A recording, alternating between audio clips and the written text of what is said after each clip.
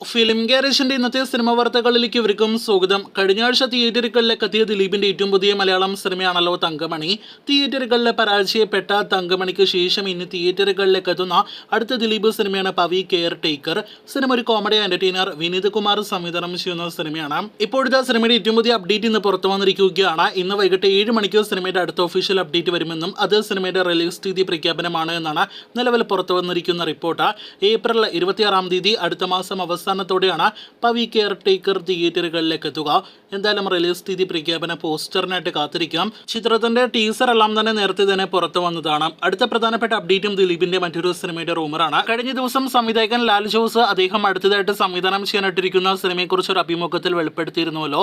തന്റെ അടുത്ത സിനിമ നിർമ്മിക്കുക വിജയ് ബാബുവിന്റെ ഫ്രൈഡേ ഫിലിംസും ഒപ്പം തന്നെ ഹോംബാല ഫിലിംസും ചേർന്നാണ് എന്നാണ് അദ്ദേഹം അറിയിച്ചിരിക്കുന്നത്. പൊനം എന്നൊരു നോവലിനെ ചലച്ചിത്രാവിഷ്കാരമാക്കി വരാനായിട്ടിരിക്കുന്ന സിനിമ ഒരു big budget action thriller pan Indian സിനിമയാണ് എന്ന് കൂടിയാണ് ലാൽ ജോസ് വെളിപ്പെടുത്തിയിരിക്കുന്നത്. പുറത്തുവരുന്ന റൂമറുകൾ പ്രകാരം ലാൽ ജോസ് സംവിധാനം ചെയ്യുന്ന സിനിമയിൽ ദിലീപ് ആയിരിക്കും നായകനെ എത്തുക എന്നാണ്. കഴിഞ്ഞ ഒരുപാട് നാളുകളായിട്ട് ഈ കോമ്പോയിൽ ഒരു സിനിമ വരുന്നുവെന്ന റൂമറുകൾ ഉണ്ടായിരുന്നു. ഇപ്പോഴത്തെ ലാൽ ജോസ് സംവിധാനം ചെയ്യുന്ന ഏറ്റവും പുതിയ ബിഗ് ബഡ്ജറ്റ് സിനിമയിൽ ദിലീപാണ് നായകനെ എത്തുന്നത് എന്നൊരു റൂമർ വരുമ്പോൾ എന്തായാലും അതിന്റെ കൂടുതൽ ഒഫീഷ്യൽ അപ്ഡേറ്റുകൾ വരികയാണെങ്കിൽ അതിനായിട്ട് കാത്തിരിക്കാം.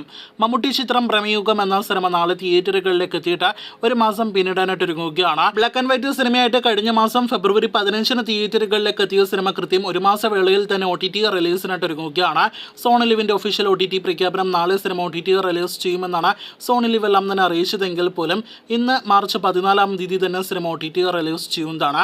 വൈകിട്ട് 5 മണിക്കോ 6 മണിക്കോ ശേഷമോ ഏത് സമയത്തും സോണി ലിവിലൂടെ സിനിമ OTT റിലീസ് ചെയ്യുമെന്ന് ഇപ്പോഴത്തെ ഉറപ്പാക്കപ്പെട്ടിരിക്കുകയാണ്.